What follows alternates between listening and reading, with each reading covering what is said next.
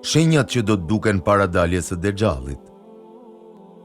Paksimi i arabëve, nga Ummu Shurejk, për cilët se kur ajo e ka dëgjuar pejgamberin sallallahu alaihi wasallam duke thënë, njerëzit do të ikin nga Dexhalli nëpër male, i ka thënë, o i dërguari i Allahut, ku do të jenë arabët atë ditë? Ai i tha, ata janë shumë pak, ka sapana dhe çlirimi i Konstantinopojës.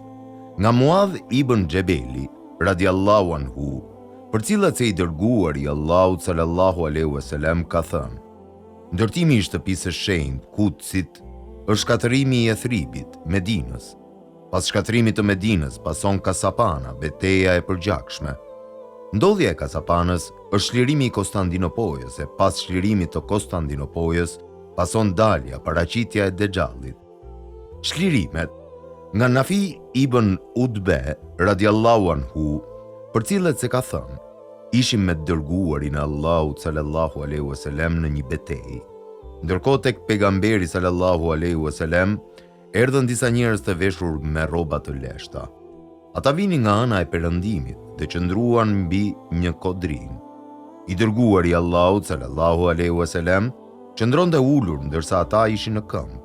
Thash me vete të shkoja dhe të qëndroja mes tyre dhe pejgamberit sallallahu alaihi wasallam duke u friksuar se mos i bëjnë ndonjë atentat. Por pastaj mendova se ndoshta po bën me ta ndonjë bisedë personale. Por prapë erdha aty dhe qëndrova ndërmjet tyre dhe pejgamberit alayhi salam. Gjatë kësaj kohe mësova prej tij 4 fjalë, të cilat po i numëroj me dorën time. Ju do të luftoni kundër gadishullit arabik dhe Allahu do t'u jap fitore. Pastaj do të luftoni kundër persëve dhe Allahu do t'u jap fitore. Pastaj do të luftoni kundër romakëve dhe Allahu do t'u jap fitore. Pastaj do të luftoni kundër Dexhallit dhe Allahu do t'u jap fitore dhe do të çliroheni prej tij. Shiu dhe bimësia do të ndalen. Para daljes së Mesihut Dexhall do të ketë 3 vjet thatësirë. Nga Ebu Ummame el-Bahili, radiallahu anhu, për cilët se pejgamberi sallallahu alaihi wasallam ka thënë, para ardhjes së Dexhallit do të ketë 3 vite të vështira dhe do t'ju bjerë njerëzve në to uri shumë e madhe. Në vitin e parë, Allahu urdhëron qiellin që të ndalojë 1/3 e shiut dhe urdhëron tokën që të ndalojë 1/3 e bimësisë. Më pas vitin e dytë, Allahu urdhëron qiellin që të ndalojë 2/3 e shiut dhe urdhëron tokën që të ndalojë 2/3 e bimësisë. Në vitin e tretë, Allahu urdhëron qiellin që ta ndalojë të gjithë shiun, aqsa nuk bie më asnjë pikë shi, dhe urdhëron tokën që të ndalojë të gjithë bimësinë dhe nuk mbin asgjë e gjelbër, e si rrjedhoi ngordhin të gjithë thundrakët. Kafshët që kanë thundra, përveç atyre që do Allahu. Sprovat e shumta, Ahlasi, Seraja dhe Duhejmaja, dhe dallimi ndërmjet njerëzve. Nga Abdullah ibn Umeri radiallahu anhu, për cilët se pejgamberi sallallahu alaihi wasallam në një hadith të gjatë ka thënë, pastaj do të vijë trazira e Seras, ardhja e saj apo e liga e saj është nën këmbët e mia. Një njeri nga familja ime mendon se është i imi, por ai nuk është i imi, sepse të dashurit e mi janë të devotshmit. Pastaj tu bëhen njerëzit rreth një njeriu sikurse kërdhokulla e brinjve. Kërdhokulla e brinjve është pjesa që është mbi kofsh. Kuptimi këtu është se njerëzit kërkojnë një njeri që të jetë i aftë për t'i udhëhequr ata. Por ai nuk vlen për mbret për shkak të ignorancës që ai ka. Ai nuk i drejton dot çështjet, ashtu si nuk mund të qëndrojë në brinjën e imët kjo kockë e madhe. Më pas pejgamberi sallallahu alaihi wasallam tha, pastaj do të vi trazira e Duhejmas, domethënë se do të jetë e rëndë dhe e madhe, e cila nuk do të lejë asnjë nga ky ummet pa e goditur. E kur do thuhet se u ndërpre, ajo do të zgjatet, do të vazhdojë më tutje. Atëherë njeriu gëdhin besimtar dhe ngryset qafir, jo besimtar, derisa njerëzit të ndahen në 2 grupe. Një grup i imanit, besimit, pa nifak, pa dyftyrsi, dhe grupi tjetër i nifakut, pa grimci imani. Kur të ndodhe gjitha kjo, priteni Dexhallin atë ditë apo të nesërmen. Dalja e 30 gënjeshtarve, nga Semure ibn Gjundub, radiallahu anhu, për cilët se pejgamberi sallallahu alaihi wasallam ka thënë, pasha Allahun, Kiameti nuk ka për të bërë derisa të dalin 30 gënjeshtar. I fundit prej tyre është qorri rënacak, i cili e ka të qërruar syrin e djathtë. Si do të dalë Dexhalli? Më lart në hadithin e Temim ed-Dariut, radiallahu anhu, u përmend ngjarja e Dexhallit dhe Xhesases. Përmendëm se ai është i prangosur në një ishull në det dhe se në kohën e pejgamberit sallallahu alaihi wasallam ka qenë i gjallë. Ai është një burr shtatmadh, të cilin Temim ed-Dari e pa së bashku me 30 persona të tjerë. Ata e panë të lidhur me zinxhir dhe ndërmjet tyre dhe atij u zhvillua një dialog. Ai u tregoi atyre se ishte Dexhalli dhe se pas një zemrimi të madh do të dalë, domethënë se do t'i këpuz zinxhirët dhe do t'i jepet leje për të dalë. Shkaku i daljes së tij.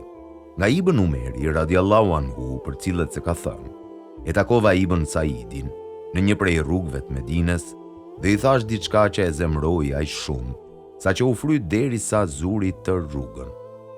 Ibn Umeri u fut në shtëpinë e Hafsa bint Umerit, ndërkohë që asaj i kishte mbërritur lajmi që Ibn Umeri e kishte zemruar keq Ibn Sayadin. Dhe ajo i tha, "Shpate me Ibn Saidin. A nuk e di ti se i dërguari Allahut sallallahu alaihi wasallam ka thënë, ai do të dalë mbas diçkaje që do të zemroj." Nga kjo kuptojmë se Dexhalli do të dalë pas diçkaje që do ta zemroj shumë, apo pas një hidhërimi të thellë. Shpejtësia e tij në tokë. Pejgamberi sallallahu alaihi wasallam u pyet për shpejtësinë e Dexhallit në tokë, e tha, sikurse shiu që e ndjek era nga pas. Kjo do më thënë se Dexhalli do të ecë aq shpejt në tokë, saqë do të shëtisë të gjitha anët e botës, duke mos lënë vend pa e shkelur. Nga Xhabiri radiallahu anhu, për cilët se pejgamberi sallallahu alaihi wasallam ka thënë, Dexhalli do të dalë kur njerëzit të shpërfillin fen dhe të largohen prej diturisë. Ai do të shëtisë në tokë për 40 ditë. Një ditë do të jetë sa një vit, dita tjetër sa një muaj, dita tjetër sa një javë, dhe ditët e tjera të tij do të jenë si ditët tuaja. Ai do të ecë hipur mbi një gomar, gjerësia e të cilit ndërmjet 2 veshëve është 40 kut. Ai do t'u vijë njerëzve dhe do t'u thotë, "Unë jam Zoti juaj", ndërsa Zoti juaj, Allahu i lartësuar, nuk është qorr. Midis 2 syve të tij është shkruar KFR, kafir, të cilën e lexon çdo besimtar, di apo nuk di të lexojë. Ai do të kalojë pranë çdo rrjedhe dhe burimi i ujit, përveç Medinës dhe Mekës, sepse ai është ndaluar hyrja në këto 2 qytete dhe në hyrjet e tyre qëndrojnë melekët, vendet të cilat do t'i shkel Dexhalli. Nga Enesi radiallahu anhu, për cilët se pejgamberi sallallahu alaihi wasallam ka thënë, Dexhalli nuk do të lërë asnjë vend pa shkelur, përveç Mekës dhe Medinës. Pra Dexhallit nuk i lejohet hyrja në Mekë dhe në Medinë. Pejgamberi sallallahu alaihi wasallam ka thënë, në hyrjet e Medinës ka melek, të cilët e ruajnë Medinën dhe nuk mund të hyjë në të as Murtaja e as Dexhalli. Gjithashtu pejgamberi sallallahu alaihi wasallam ka thënë, Dexhalli do të vijë nga ana e lindjes dhe do të synojë Medinën derisa do të vijë mbas malit të Uhudit. Ndërsa në një transmetim tjetër qëndron, Dexhalli do të hipë mbi Uhud dhe do të shikojë përse largu xhaminë e pejgamberit dhe do t'ju thotë udhëtarëve të tij, të cilët i ka përreth vetes, "A e shihni atë pallat të bardhë?" Duke nënkuptuar xhaminë e pejgamberit sallallahu alaihi wasallam, derisa të vijë mbas malit të Uhudit, ku do të jenë melekët, të cilët do ta godasin duke e drejtuar nga Shami. Atje do të shkatërrohet. Në një transmetim tjetër nga Mihjan ibn el-Edrau radiallahu anhu, për cilët se i dërguari Allahut sallallahu alaihi wasallam u foli njerëzve dhe u tha, "Dita e el-Kahlasit, por e dini se ç'është dita e el-Kahlasit?" E tha 3 herë. Të pranishmit i thanë, "E çfarë është dita e el-Kahlas?" Ai sallallahu alaihi wasallam tha, "Ajo është dita kur Dexhalli do të hipë mbi Uhud dhe do të shikojë Medinën dhe do t'u thotë shokëve dhe udhëtarëve të tij, a e shihni atë pallat të bardhë? Ajo është xhamia e Ahmedit."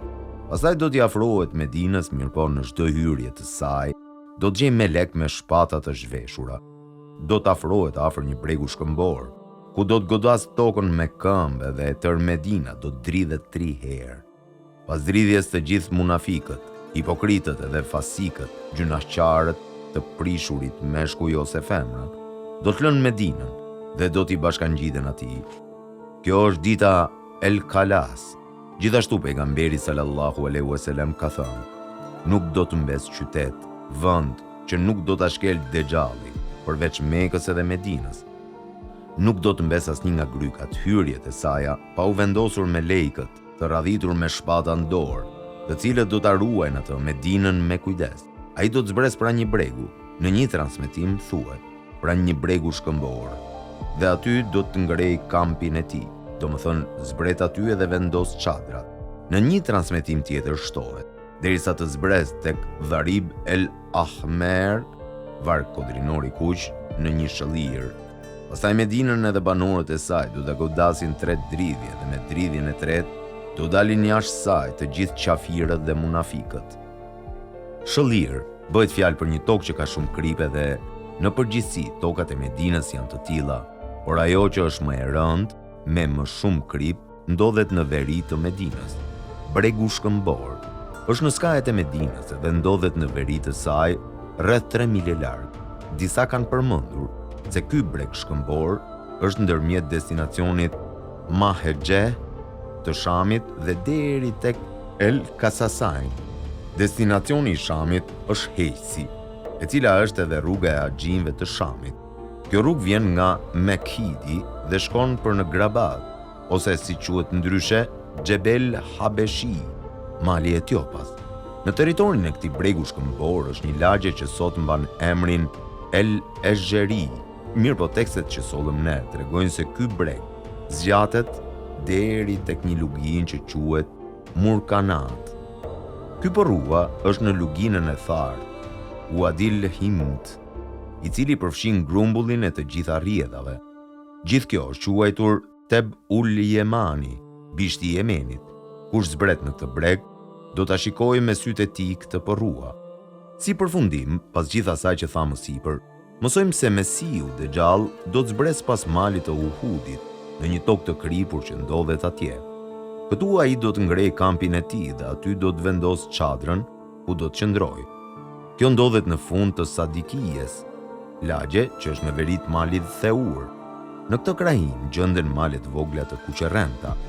Ai i cili i sheh ato kujton fjalën e pejgamberit sallallahu alaihi wasallam, ndërsa në ndodhinë e Temim et Dariut me Gjesasen dhe Dexhallin thuhet se Dexhalli i tha Temimit dhe shokëve të tij: "Sa afërmi mund të më jepet leje për të dalë dhe do të dalë.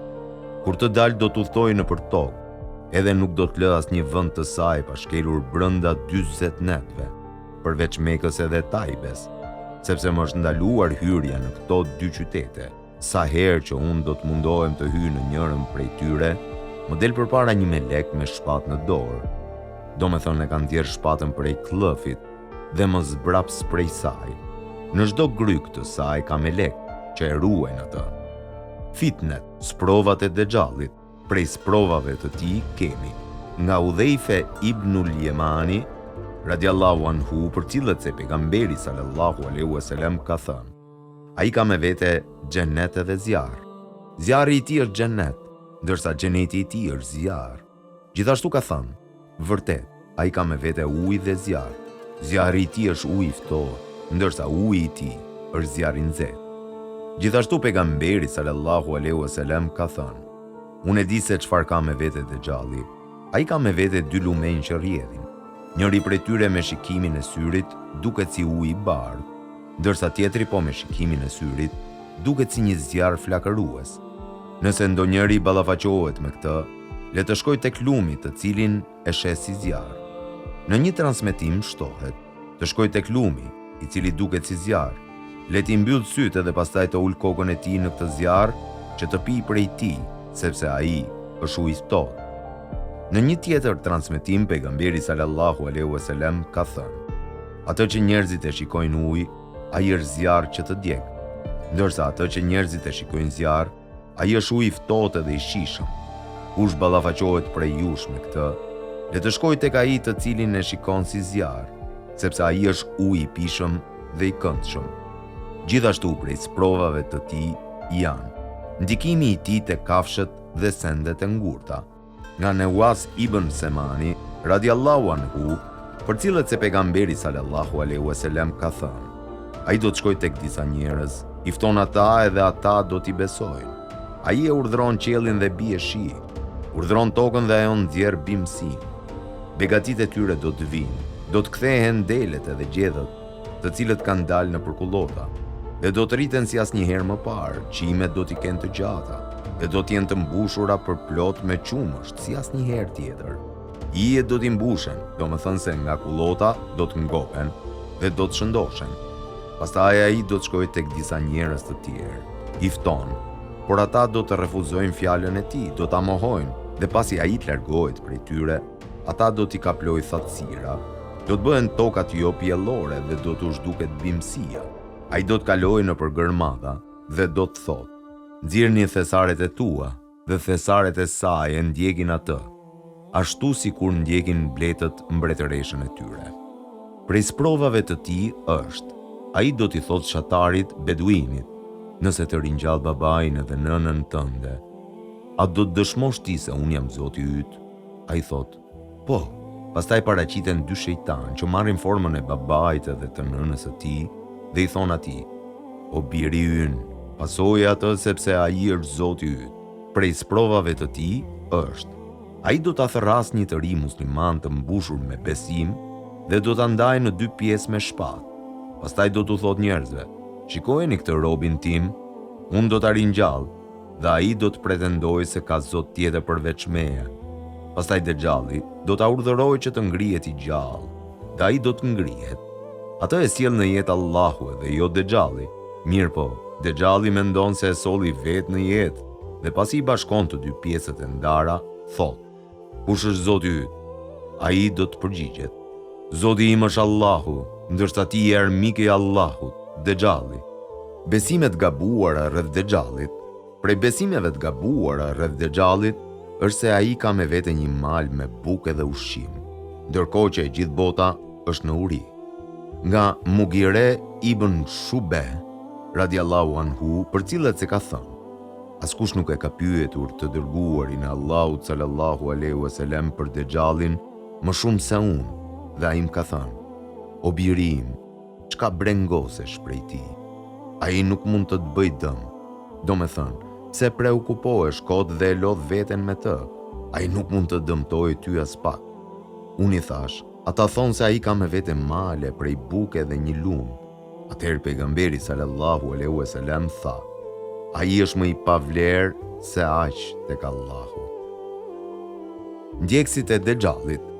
Nuk ka dyshim se Dexhalli me gjithë ato fuqi që posedon, me sprovat e lloj-llojshme, përdorimin e mjeteve dhe metodave të ndryshme për të çuar njerëzit në humbje, do t'i tërheqë ata për ta ndjekur edhe për ta besuar si Zot. Nuk ka dyshim se ai do të sprovojë shumë njerëz, të cilët do ta pasojnë atë duke dëshiruar gjithçka që posedon ai, ose nga frika që kanë prej tij, apo nga lakmia dhe dëshira për të luftuar Islamin dhe udhëtarët e tij. Prej tyre janë jehudët, xifutët, hebrejt. Nga Enes ibn Maliku radiallahu anhu, për cilët se pejgamberi sallallahu alaihi wasallam ka thënë: Dexhallin do ta ndjekin 70.000 xifut të Asfahanit, të veshur me mantel. Nga Ebu Hurejra radiallahu anhu, për cilët se i dërguar i Allahut sallallahu alaihi wasallam ka thënë: Dexhalli do të zbres tek populli i Kuzit dhe Kirmanit. Aty do t'jenë 70.000 njerëz, fytyrat e të cilëve janë si mburoja të kalitura. Qëllimi me fjalën e tij sallallahu alaihi wasallam, si mburoja të kalitura, është se kokat e tyre janë të shkurtra, fytyrat i kanë të rrumbullakta në formë vezake dhe njëkohësisht të rrafshuara, për shkak se kockat e faqeve i kanë të ngritura dhe të dala, ndërsa forma e syve dhe e hundve duket qartë se i kanë në formë boshti. I ka krahasuar me mburojen se fytyrat e këtyre popujve janë të gjëra dhe të mbushura me mish, të dhjamosura. Çështje: përse shumica e ndjekësve të Dexhallit janë xifutët? Përgjigja: sepse qifutët besojnë se Dexhalli është Mesiu i pritur.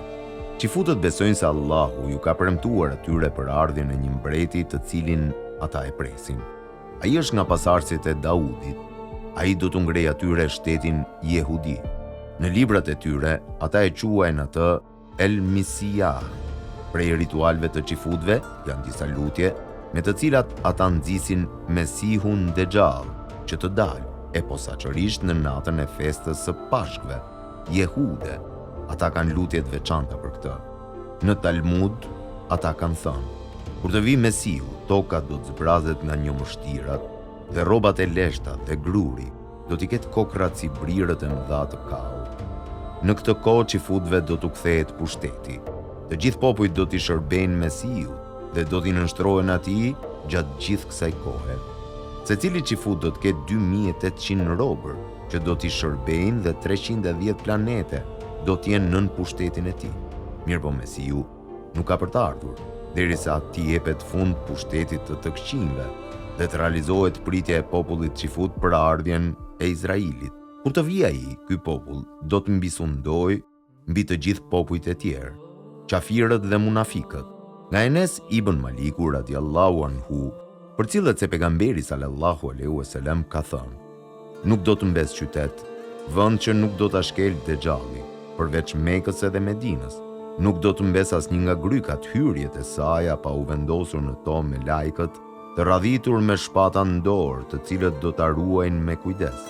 Ai do të zbres pranë një shëllire, pastaj Medinën me banorët e saj do ta godasin 3 dridhje dhe me dridhjen e tretë do dalin jashtë saj të gjithë qafirët dhe munafikët.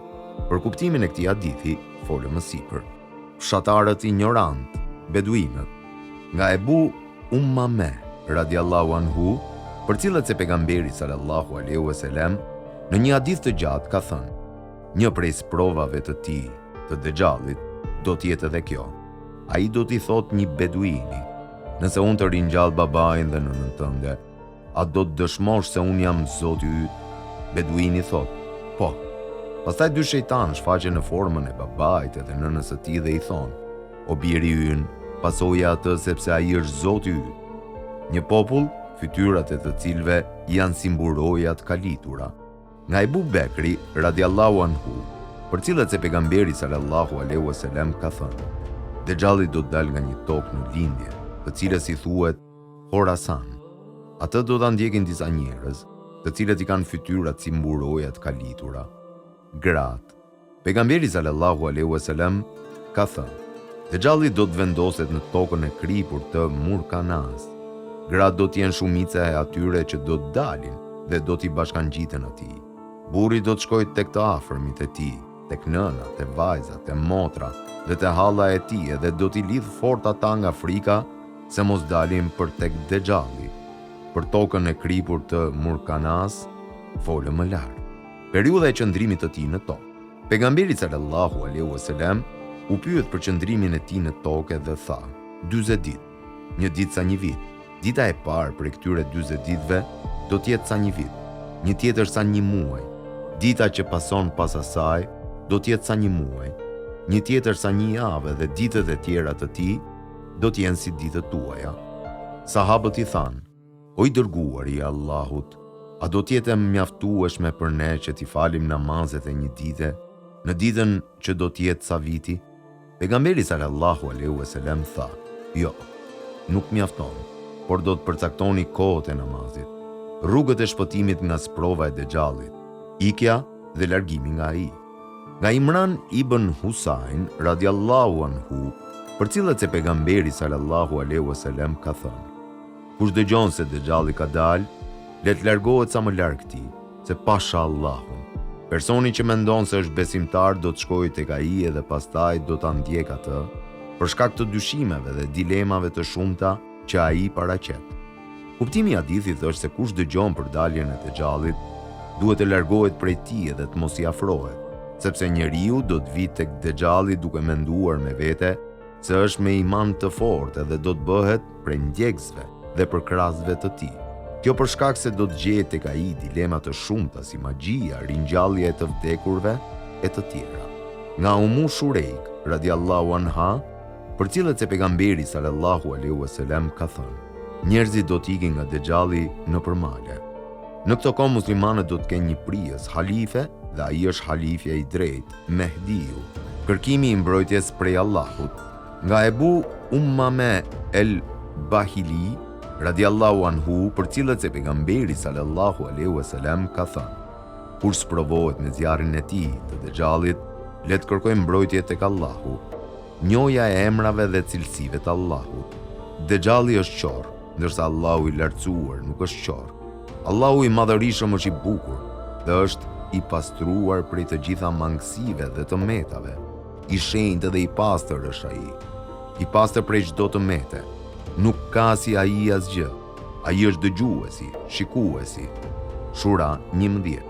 Leximi i hyrjes së sures Kaf, që janë 10 ajetet e para.